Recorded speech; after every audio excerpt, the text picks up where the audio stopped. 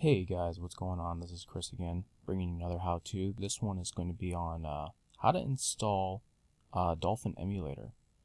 Dolphin Emulator is mainly used for playing Wii games and GameCube games back on your PC for significantly better graphics, because you're actually able to render the game at whatever resolution you want. And you can also apply texture filtering. You can really get to see how those games really look when you emulate them on a PC. Basically what you do is you start off by downloading the release. Now the current version is 3.5, but I actually have both of them. And so, for some games 3.0 still runs a little faster, and on other versions 3.5 runs a little faster. So it's up to you if you want to just stick to one or the other, or if you want to download both. They really don't take up that much space, so it's not that big of a deal. And after you download the release, you actually have to download a version of it. I know that sounds weird, but you kind of have to, because it won't work without these. Basically, the thing is that sometimes each one of these works better than the other. Like, take for example Donkey Kong Country Returns. Some versions of these will work better for the game than others will, but this version might be better than for Super Mario Galaxy, while this version might be better for Super Mario Galaxy 2. I know that sounds complicated, and it is. But it's kind of a hit or miss on these. I generally like to update until I find one that works great for all my emulators, which I have one right now that works absolutely great. It takes a little bit of trial and error. But basically what I recommend to do is to stick to the one that's most recent. Also, it should be noted that Dolphin works for both 32-bit and 64-bit versions of Windows and Mac. But if you're like me with a 64-bit version of Windows, which if you're going to be doing this, you have to have a pretty decently powerful computer. So I would strongly recommend the 64-bit version because it runs substantially faster than the 32-bit version. It also should be noted that Dolphin likes a fast CPU. So if you've got a current gen i5, i7 Intel processor overclocked to at least 4 gigahertz, you will have no, and I mean no, problem running this, because you have to understand this is an emulator. This is emulating the game. This is not, freshly rendering it brand new. This is an emulator. So it is significantly more difficult to run than what the Wii has to do. So okay, once you've downloaded this, you combine the files and you get this. Once you've installed everything into a folder, create a new folder, and drop in the contents in there.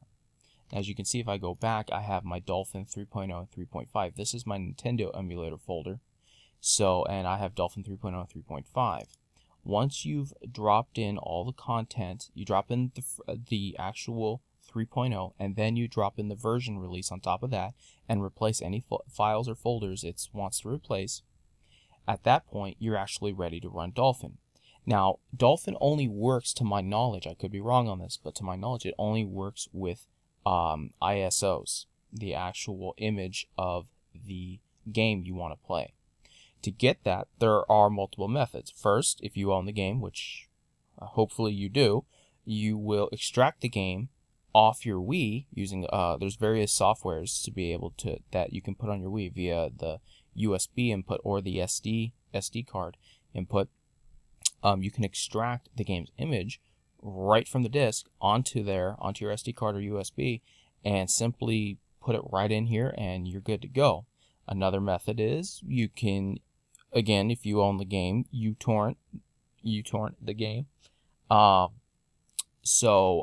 another method. But once you have them, create another folder like I have and put them in the emulators, and make a folder maybe called, like I did, emulators, and from right here you want to launch the dolphin.exe. Now, when you first come here, it's not going to see your emulators. You actually have to go to Browse, find the location for the ISOs, and once you do, it'll automatically load them up, and it gives you over here a star rating of how good the compatibility is. Most games are 4 out of 5 stars, which means they only have 1 or 2 little things here. They're not nothing game breaking. They might be little issues here and there that you kind of have to do. I shouldn't say you kind of have to do. Little issues that might make the game from being completely perfect or flawless in terms of running.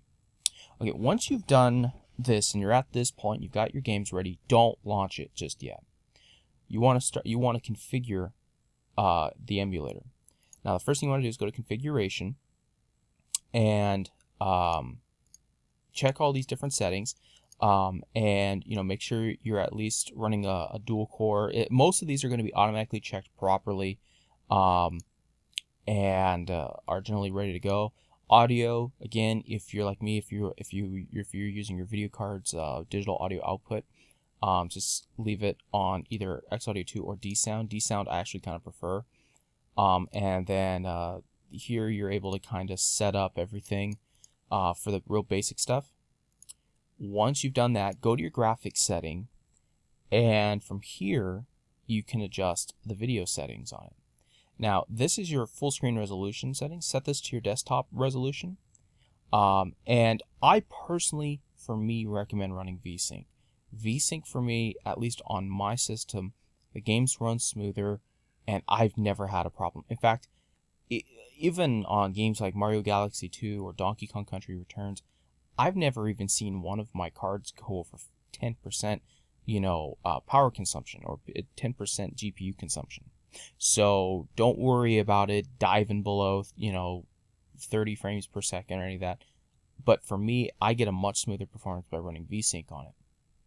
The other thing I like to do is render to the main window, and to hide the mouse cursor when I'm playing the game. So that way you don't see the mouse cursor.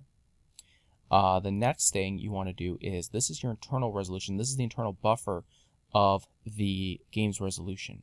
If you're running at 1080p, run 1080p and above, run at either one of these two resolutions. If you're at 1080p, I would strongly recommend at least this one. And if you're running at higher than 1080p, I would recommend this one. You can also still render at this one and run it at 1080p, but again, the benefits are very, very niche and are very small in my opinion. Anti-aliasing, I don't like the anti-aliasing on this. I know it kind of sounds strange, but it's true, because it only uses super sampling. That means it doubles the rendering resolution, which it's a massive hog. And even though on my system it doesn't, I don't have any drops in frame rate, I really see very minimal benefit for essentially doubling my GPU load. But again, that's personal preference. If you want to, by all means, use it. This is texture filtering. Setting it at 16 times, you'll see a massive improvement in texture fidelity. And then moving on from there, these are your basic hacks. For games like Mario Kart Wii and that kind of stuff, you want to hit the disable fog, because you'll notice, and especially for Legends of Zelda Twilight Princess, this will get rid of that nasty fog throughout the entire game that makes it look really bleached out. So I always use this once. Not every game requires this, but I generally like to leave it running. On the advanced settings, I was just playing a GameCube game, so if you're going to play GameCube and the game does not support native 16:9 like Legends of Zelda Wind Waker, you can actually use a widescreen hack, and it'll actually render the game in 16:9. There have been people that have said they've had problems doing this, that the game has either ran poorly or it crashes. So this is, kind of a 50-50 shot. After you've done that, check your DSP settings. Make sure your sampling rate is set correctly. I notice that if the higher your sampling rate is, the more chances of audio glitches. At least that happened for me.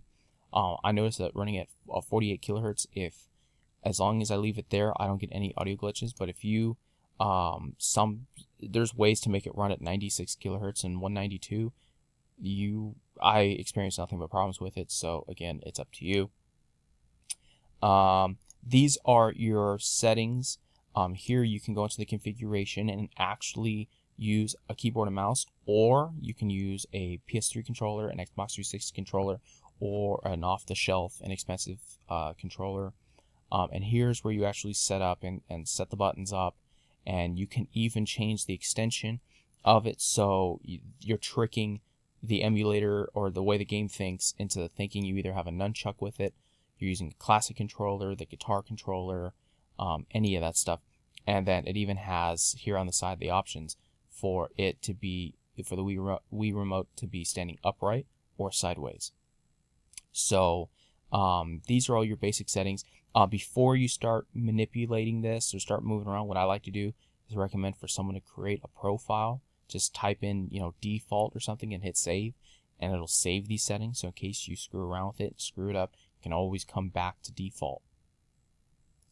And after that, you're pretty much good to go. You can simply from there double click on a game and it'll launch. And yeah, you'll be, like I said, you're pretty much good to go at that point. So if you have any other questions or need anything, just let me know. And thanks for watching.